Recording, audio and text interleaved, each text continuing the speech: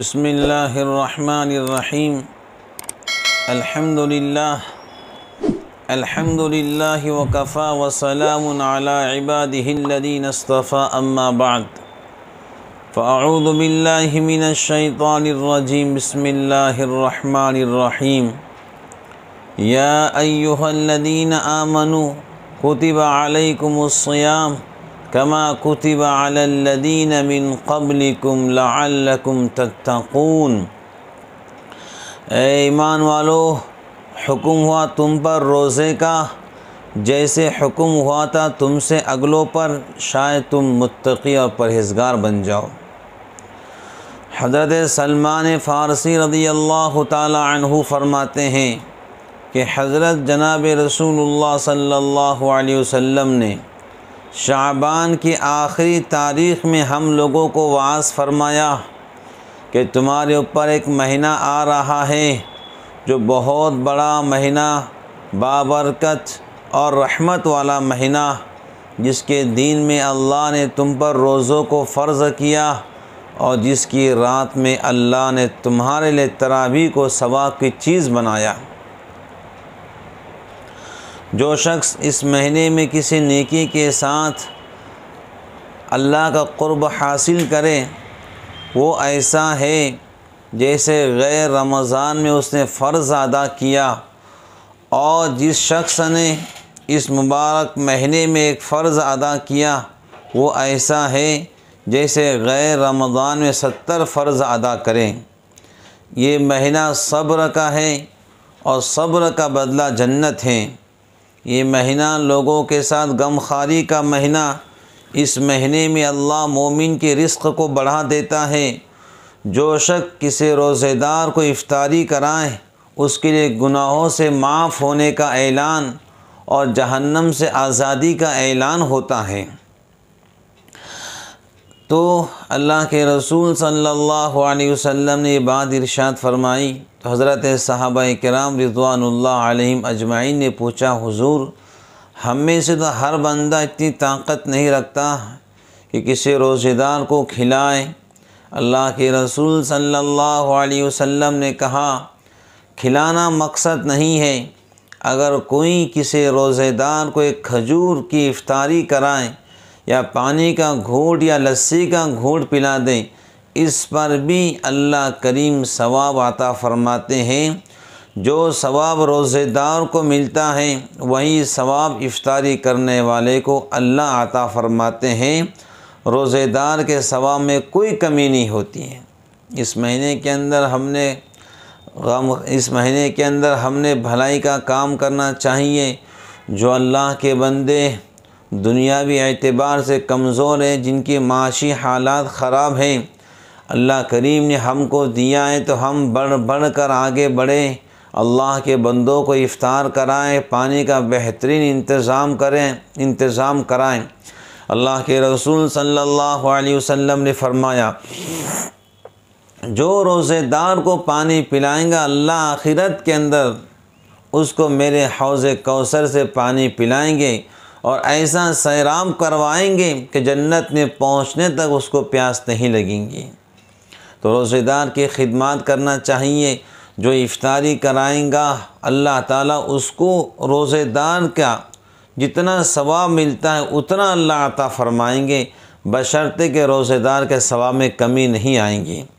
اللہ کے رسول صلی اللہ علیہ وسلم نے فرمایا، اس مہینے میں 4 کام کثرت سے کرو۔ پہلا، کلمہ طیبہ زیادہ پڑھو، لا الہ الا اللہ محمد الرسول اللہ صلی اللہ علیہ وسلم، یہ ہے کلمہ طیبہ، زیادہ پڑھو۔ دوسرا، استغفار زیادہ کرو، استغفر اللہ ربی من کل ذنب واتوب الیہ، جس کو جو استغفار یاد ہے وہ پڑھیں۔ اور 2 چیز ہے، جنت کو مانگو اور جہنم سے اللہ سے آزادی چاہو۔ اس مہینے کے اندر انسان نے اللہ کریم سے جنت کو طلب کرنا چاہیے، پیارے اللہ جنت دیجیے، جنت الفردوس میں داخلہ بغیر حساب و کتاب کے عطا فرمائیے، جہنم سے آزادی عطا فرمائیے۔ یہ مبارک مہینہ ہے کہ جس میں اللہ جنت کے دروازوں کو کھول دیتے ہیں اور جہنم کے دروازوں کو بند کر دیتے ہیں، اور اللہ عذاب کو موقوف کر دیتے ہیں، عذاب کو روک لیتے ہیں، اور اللہ رحمتوں کے اندر ہوتے ہیں، اور جنت میں ٹھنڈی ٹھنڈی ہوائیں چلتی ہیں، اور جنت کے حوریں داروغہ رضوان جنت سے پوچھتی ہیں یہ کیسی ہوا جنت سجائے جا رہی ہے؟ وہ کہتا ہے احمد صلی اللہ علیہ وسلم کی امت پر اللہ نے رمضان کا مہینہ شروع کیا ہے، اب ان کی امت روزے رکھ رہی ہے، اب اللہ کریم ان کے روزوں کے برکات سے جنت ان کے لیے سجا رہے ہیں۔ تو جنت کو سجایا جاتا ہے، جنت کے در و دیوار کو سجایا جاتا ہے روزے دار کے لیے۔ اس لیے حدیث شریف کے اندر آتا ہے روزے کے معنی صبر کے اور صبر کے معنی جنت کے ہیں۔ اللہ رب العالمین نے دیگر عبادات کا ثواب طے کیا ہے، لیکن روزے کے بارے میں کہا وہ میرے لیے ہے اور میں روزے دار کے لیے ہوں۔ روزہ میرے لیے ہے اور میں روزے دار کے لیے ہوں۔ اللہ اکبر۔ اللہ کہتے ہیں میں خود اس کا ثواب دوں گا روزے دار کا، اور کیا ثواب دوں گا؟ نزلا من غفور الرحیم، اللہ کریم تمہارے میزبان، تم اللہ کے مہمان ہوں گے۔ تو روزے کا ثواب بہت زیادہ ہے۔ علماء نے لکھا ہے پہلے جتنے بھی امت آئی ہیں اللہ نے سب میں روزوں کو فرض کیا ہے، نماز سب امت پر فرض تھی، روزے سب امت پر فرض تھی، دیگر انبیاء علیہم السلام تشریف لائے، سب نے روزے رکھے، اپنی امت کو روزے رکھنے کا حکم دیا۔ جناب رسول اللہ صلی اللہ علیہ وسلم تشریف لائے، آپ نے بھی روزہ رکھا اور امت سے کہا روزے رکھو، روزے کو مت چھوڑو۔ حضرت آدم علیہ السلام ایام بیض کے روزے رکھا کرتے تھے، ہر مہینہ 13 اور 14 15 تاریخ قمری اس میں اب روزہ رکھا کرتے تھے۔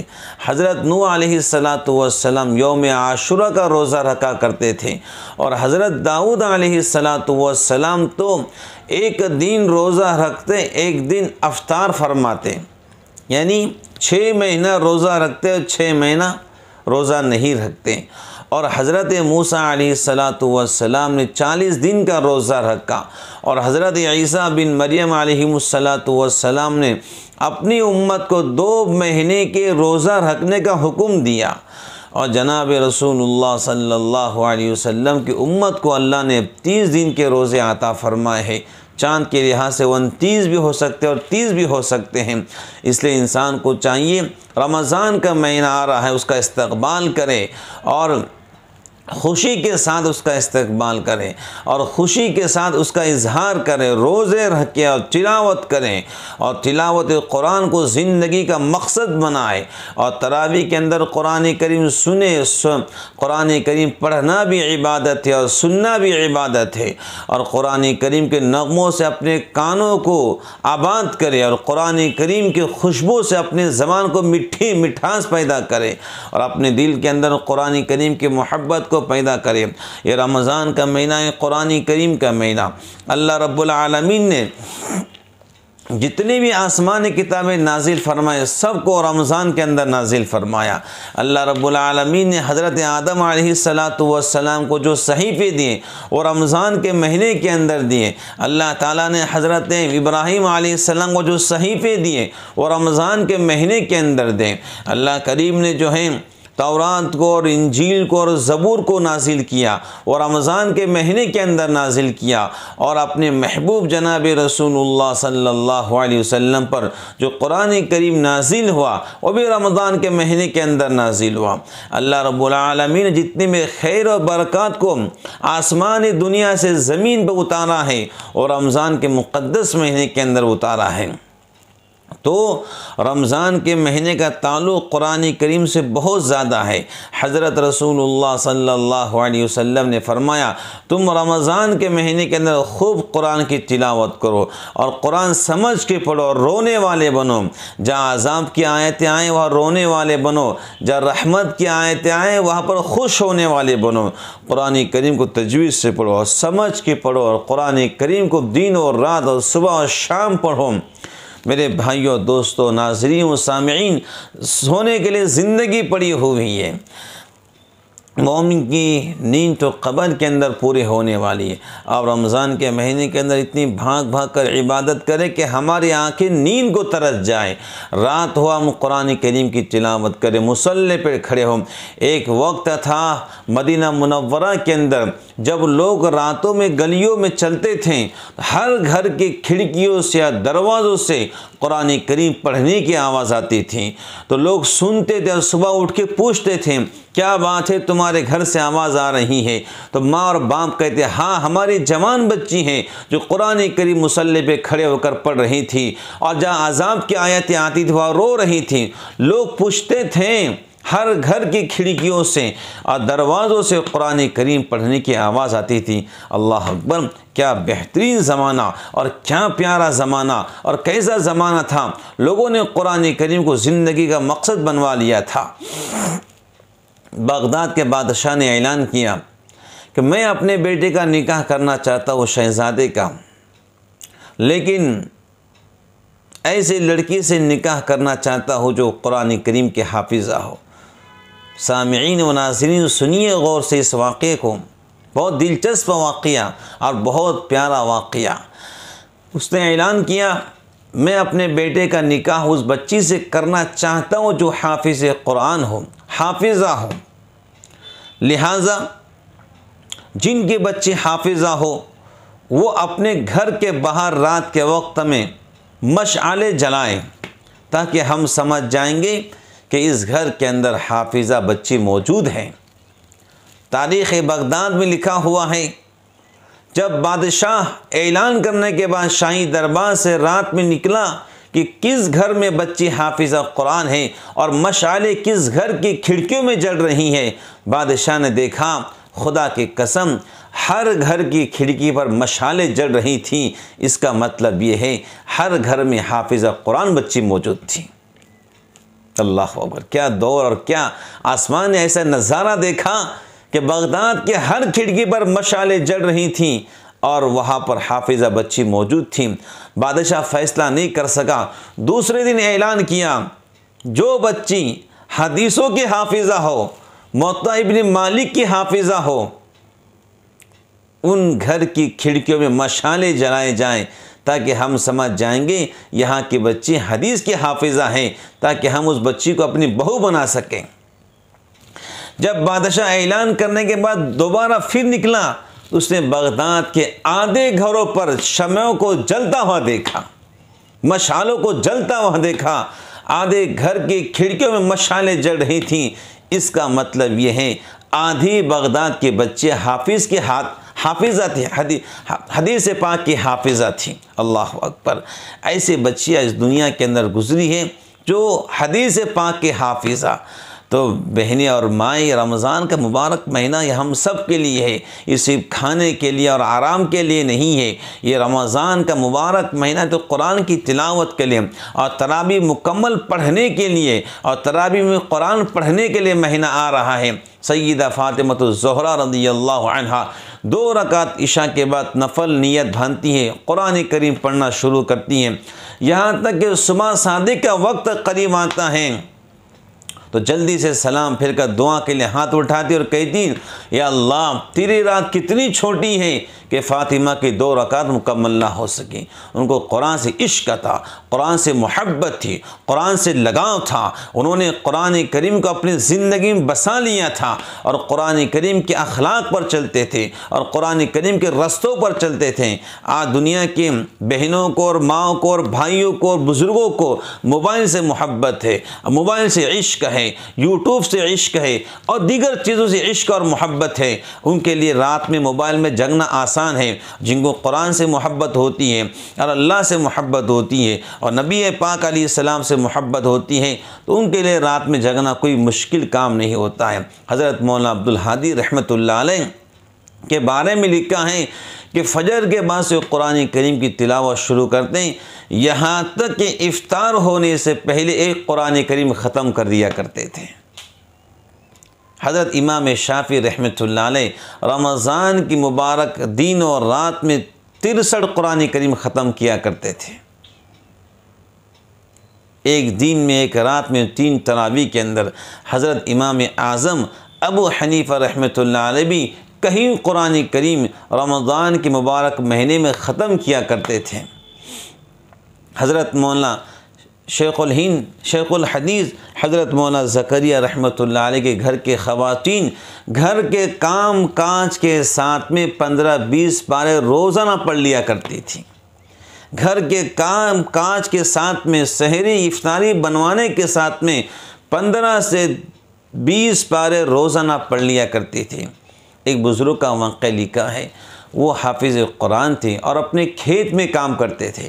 یہ رمضان کی بات نہیں کر رہا ہوں، یہ ان کی زندگی کا معمول تھا۔ وہ کھیت میں کام کرتے تھے، جب کھیت میں بکھر لگاتے بیلوں کے ساتھ میں الف لام میم پڑھنا شروع کرتے صبح کے وقت میں، یہاں تک کہ سورج غروب ہونے والا ہوتا اس سے پہلے ایک قرآن کریم ختم کر دیا کرتے تھے۔ قاری عبد الباسط عبد الصمد رحمۃ اللہ علیہ کے بارے میں لکھا ہے کہ وہ روزانہ ایک قرآن کریم پڑھتے تھے، رمضان نہیں روزانہ ایک قرآن کریم پڑھتے تھے۔ آئیے میں اور آپ اس مبارک اور مقدس نورانی مہینے کے اندر ہر چیز کو الوداع کہیں گے، ہر خبروں کو الوداع کہیں گے، ہر گھومنے پھرنے کو الوداع کہیں گے، اس رمضان کو ماہ غفران بنائیں گے۔ اللہ کریم سے کہیں گے ایسا رمضان یہ گزاریے کہ پھر انشاءاللہ ہمیں مزہ آ جائے۔ حدیث پاک میں آتا ہے مومن کی نیند تو قبر میں پوری ہونے والی ہے۔ حضرت جی مولانا محمد یوسف رحمۃ اللہ علیہ روزانہ 17 پارہ تلاوت کرتے تھے۔ لوگوں نے کہا حضرت جماعت آتی بھی اور جاتی بھی ہے، اتنے مصروف آپ 17 پارے پڑھتے ہو اور سوتے کیوں نہیں ہو؟ حضرت جی مولانا محمد یوسف رحمۃ اللہ علیہ کہا کرتے تھے بھائی مومن کی نیند تو قبر میں پوری ہونے والی ہے۔ تو اہل ایمان قبر کے اندر اپنی نیند پورے کریں گے۔ یہ مہینہ ملا انشاءاللہ الرحمن، جاگ کر خوب عبادت کریں گے، ہماری آنکھیں نیند کو ترس جائیں، ایسے اللہ کو ہم انشاءاللہ یاد کریں گے۔ اور گناہوں سے توبہ، چغلی سے توبہ، غیبت سے توبہ، گانے سننے سے توبہ، سینے میں کینہ رکھنے سے توبہ، جن کو ہم نے ستایا ہے ان سے معافی مانگ لیں، ہر طرف سے ہٹ کٹ کر اپنے اللہ کو یاد کرنے والے بن جائیں۔ پھر دیکھو ہمارے مشائخ نے لکھا ہے جس کا رمضان جیسے گزرتا ہے اس کا سال ویسے گزرتا ہے۔ اگر ہمارا رمضان نیکیوں کے اندر گزرے گا تو انشاءاللہ ہمارا سال بھی نیکیوں میں گزرے گا۔ اگر ہمارا رمضان ایسے ویسے تیسے گزر گیا اللہ معاف کرے پھر زندگی بھی ایسے ویسے تیسے گزر جائیں گی۔ اللہ ہماری حفاظت فرمائے۔ اس رمضان کے مبارک مہینے کے اندر معاشی حالات لوگوں کی بہت خراب ہے۔ اللہ نے جن کو دولت دی وہ آگے بڑھیں، اللہ کے بندوں اور بندیوں کے بے لوث خدمات کریں، ایسا کرے کہ اللہ آپ کو دیکھ رہا ہے۔ کوئی فوٹو نکالنے کی ضرورت نہیں، راشن کا تھیلا کسی کے ہاتھ میں تھما دیا اور فوٹو نکال لیا، ہمیں اس کی ضرورت نہیں ہے، ہمیں تو اللہ کریم کی ضرورت ہے، بس دیتے رہو اللہ کے نام پر۔